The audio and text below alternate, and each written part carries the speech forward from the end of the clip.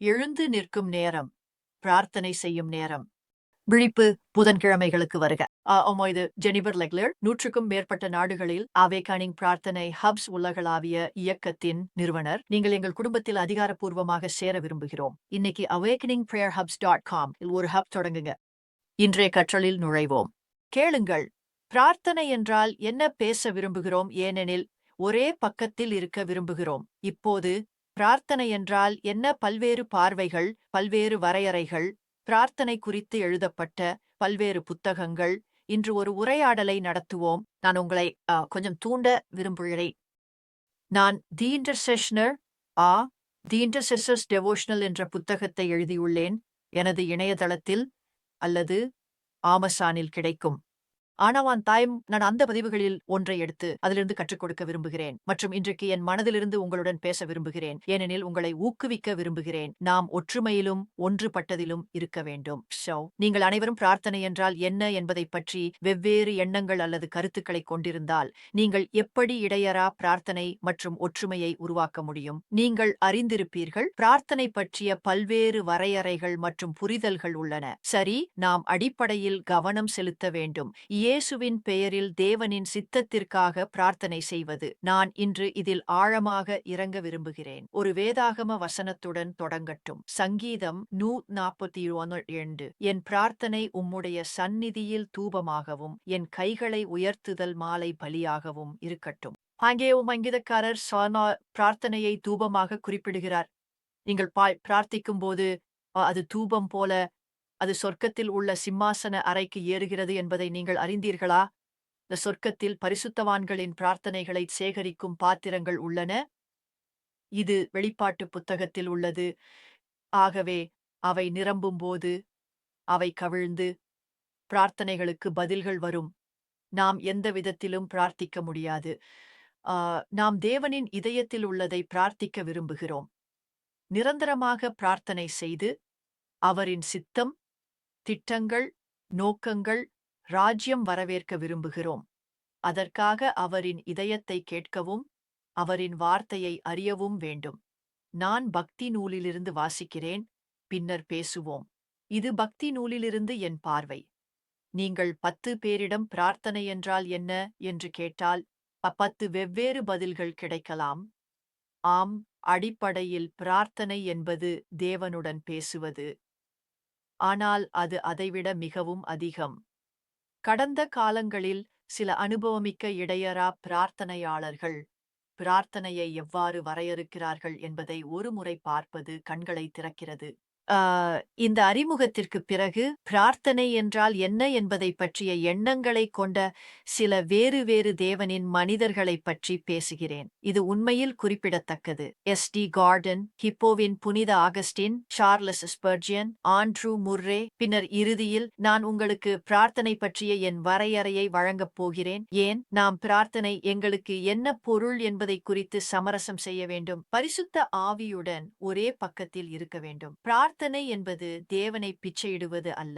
பிரார்த்தனை என்பது அவரை எதையாவது செய்ய வற்புறுத்துவது அல்ல. பிரார்த்தனை என்பது இயேசுவின் நாமத்தில் அவரின் சித்தத்தை உயர்த்தல். அதாவது நாம் அவரின் சித்தத்தை அறிய வேண்டும், இல்லையா? எந்த ஒரு சூழ்நிலையிலும் அவரின் சித்தம் என்ன என்பதை நாம் அறிய வேண்டும். S.D. கார்டன் 18 மற்றும் 19ஆம் நூற்றாண்டுகளில் ஒரு மிகுந்த எழுத்தாளர் மற்றும் ஊழியக்காரர் ஆழமான புரிதலை கொண்டிருந்தார். மேற்கோள்: பிரார்த்தனை என்பது வெற்றியாளரின் பெயரை, இயேசுவை, சாத்தானின் காதுகளில் மீண்டும் மீண்டும் கூறி அவனை பின்வாங்க வற்புறுத்துவது. சுவாரஸ்யமாக இருக்கிறது. நான் கூறுகிறேன், கார்டன் வரையறையின் விரிவான பதிப்பு அல்லது அவரது பிரார்த்தனை பற்றிய முழு புரிதல் அல்ல. இங்கே ஒரு மனிதர் உள்ளார். அவர் ஆன்மீக போர் மனநிலையை கொண்டிருந்தார். இப்போது அனைத்து பிரார்த்தனையும் ஆன்மீக போராட்டம் அல்ல. அனைத்து ஆன்மீக போராட்டமும் பிரார்த்தனை அல்ல. நம்பிக்கை மற்றும் செயல்கள், பிரார்த்தனை மற்றும் செயல்பாடு. அவர் போர் மனநிலையை கொண்டிருந்தார். பிரார்த்தனை என்பது வெற்றியாளரின் பெயரை, இயேசுவை, சாத்தானின் காதுகளில் கூறி அவனை பின்வாங்க வற்புறுத்துவது. பிரார்த்தனை எதிரியின் திட்டங்களை இடைமறிக்கிறது. பிரார்த்தனை என் சொற்கள் பூமியில் கடவுளின் சித்தத்திற்கு இடையூறு செய்ய துணிகிற இருண்ட சக்திகளுக்கு எதிரான ஒரு ஆயுதமாகும். School of the Spirit.tv இல் உள்ள என் பிரார்த்தனை பள்ளியில் பிரார்த்தனை பற்றிய பல அறிமுக பாடநெறிகள் உள்ளன, மேலும் பலவிதமான பிரார்த்தனைகள் உள்ளன. ஒரு வரையறையை உறுதிப்படுத்துவது மிகவும் கடினம், ஆனால் நீங்கள் அதை உறுதிப்படுத்த வேண்டியிருந்தால் நான் என் வரையறையை சேமிக்கிறேன், ஏனெனில் பலவிதமான பிரார்த்தனைகள் உள்ளன. அர்ப்பணிப்பு பிரார்த்தனைகள், நம்பிக்கை பிரார்த்தனை, ஆன்மீக போராட்ட பிரார்த்தனை, இடையீட்டு பிரார்த்தனை, துயரமிக்க பிரார்த்தனை. பலவிதமான பிரார்த்தனைகள் உள்ளன, ஆனால் அவை அனைத்தும் ஒரே வழியில், ஒரே தள்ளுபடியில் வேரூன்றியுள்ளன. ஹிப்போவின் புனித ஆகஸ்டீன் இதைச் சொன்னார். 4ஆம் நூற்றாண்டின் தியாலஜியன் மேற்கோள். நாம் உணர்கிறோமா? பிரார்த்தனை என்பது கடவுளின் தாகத்துடன் எங்களுடைய தாகத்தின் சந்திப்பு. நாம் அவருக்காக தாகப்பட வேண்டும் என்று கடவுள் தாகப்படுகிறார். அன்னோர் சிந்தனை பிரார்த்தனை அடிப்படையில் உள்ளது. பிரார்த்திக்கும் போது கடவுளை சந்திக்கிறோம், அவர் எங்களை சந்திக்கிறார். அவர் எதற்காக வேண்டுகிறோமோ கேட்க வேண்டும் என்று விரும்புகிறார். மற்றவர்களுக்காக, நமது நகரத்திற்காக, நமது நாட்டிற்காக, நமது வாழ்க்கையில் உள்ளவர்களுக்காக, அறிந்திருக்கலாம் அல்லது அறியாமல் இருக்கலாம், இடைவெளியில் நிற்க வேண்டும் என்று விரும்புகிறார். எனவே பிரார்த்தனை நம்மை தாகப்படுத்த வேண்டும், ஏனெனில் பதில்களை பார்க்கும்போது ஊற்றிலிருந்து தொடர்ந்து குடிக்க விரும்புகிறோம். இயேசு சொன்னார், கேட்டு பெறுங்கள், மகிழ்ச்சி நிறைவாக இருக்கட்டும். என்னொரு சிந்தனை. அவிலாவின் தெரேசா 16ஆம் நூற்றாண்டின் ஸ்பானிய மெய்யுணர்வாளர். அவர் ஒரு மத சீர்திருத்தவாதி, ஒரு எழுத்தாளர், அவர் ஒரு தெய்வவியல் அறிஞர். அவர் இதை சொன்னார்: பிரார்த்தனை என்பது கடவுளுடன் நட்புறவில் இருப்பதற்கேற்ப வேறொன்றுமில்லை. அது அந்த உறவு முறையை பற்றி பேசுகிறது. இது ஒரு அழகான உணர்வு. நீங்கள் அறிந்தீர்களா? ஆபிரகாம் கடவுளின் நண்பர், மோசே, தாவீது கடவுளின் நண்பர். இந்த 3 ஆண்களுக்கும் பொதுவாக என்ன இருந்தது? சரி, அவர்கள் பிரார்த்தித்தனர். ஆமென். நீங்கள் கடவுளின் நண்பராக இருக்க விரும்புகிறீர்களா? பிரார்த்தியுங்கள். தொழில்நுட்ப ரீதியாக நாங்கள் அனைவரும் கடவுளின் நண்பர்கள், ஆனால் நண்பர்களின் நிலைகள் உள்ளன, இல்லையா? நண்பர்களின் நிலைகள் உள்ளன. உங்களிடம் சாதாரண நண்பர்கள் உள்ளனர், மேலும் உங்களுக்கு நெருங்கிய நண்பர்கள் உள்ளனர், சரிதானே? உங்களுக்கே சொந்த குடும்பம் போல நண்பர்கள் உள்ளனர். நாங்கள் கடவுளுடன் அப்படியே இருக்க விரும்புகிறோம், அந்த வகையான நண்பராக இருக்க விரும்புகிறோம். சார்லஸ் ஸ்பர்ஜன் 19ஆம் நூற்றாண்டின் பிரிட்டிஷ் நபர், பிரசங்கர்களின் இளவரசர் என்று அறியப்பட்டவர், இதை இவ்வாறு கூறினார். அவர் சொன்னார், உண்மையான பிரார்த்தனை என்பது வெறும் மனதின் பயிற்சி அல்லது வாய்மொழி நிகழ்ச்சி அல்ல. அது அதைவிட ஆழமானது. அது வானத்தையும் பூமியையும் படைத்தவருடன் ஆன்மீக பரிமாற்றம். அது ஒரு நாங்க கேட்கிறோம், நாங்கள பசிக்கிறோம், நாங்களே கேட்கிறோம், நம்மள பசிக்கிறோம், ஆம்படிதானே? சப்பீராய். முக்கியம் என்னவென்றால், நமக்காக கேட்பது அல்ல, விரும்புவதை கேட்பது, இயற்கை ஆசீர்வாதங்களை அல்ல, ஆன்மீக ஆசீர்வாதங்களை கேட்பது. அப்போஸ்டாலிக் மினிஸ்ட்ரி பிரிவில் ஸ்கூல் ஆஃப் த ஸ்பிரிட்.tv-யில் அப்போஸ்தல பிரார்த்தனைகள் பற்றிய ஒரு தொடர் வைத்துள்ளோம். மேலும் நான் உங்களை அந்த பாடநெறியை எடுக்க அழைக்கிறேன். அது உண்மையில் உங்களை ஆசீர்வதிக்கும். பிலி கிரஹாம், சுவிசேஷவாதி பிலி கிரஹாம், அவர் சொன்னார், பிரார்த்தனை என்பது மனிதனுக்கும் கடவுளுக்கும் இடையிலான ஆன்மீக தொடர்பு. அதில் மனிதன் கடவுளிடம் பேசுவதோடு மட்டுமல்லாமல் அவரை கேட்கவும் வேண்டும். இதனை நான் மிகவும் விரும்புகிறேன்.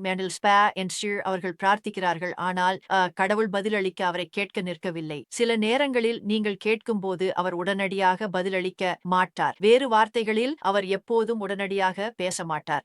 நாங்கள் கேட்கும் மனதை கொண்டிருக்க வேண்டும். இது ஒரு உறவு மற்றும் நாங்கள் கேட்கும் மனதை கொண்டிருக்க வேண்டும். அவர் நமக்கு பதிலளிப்பார் என்று எதிர்பார்க்க வேண்டும்.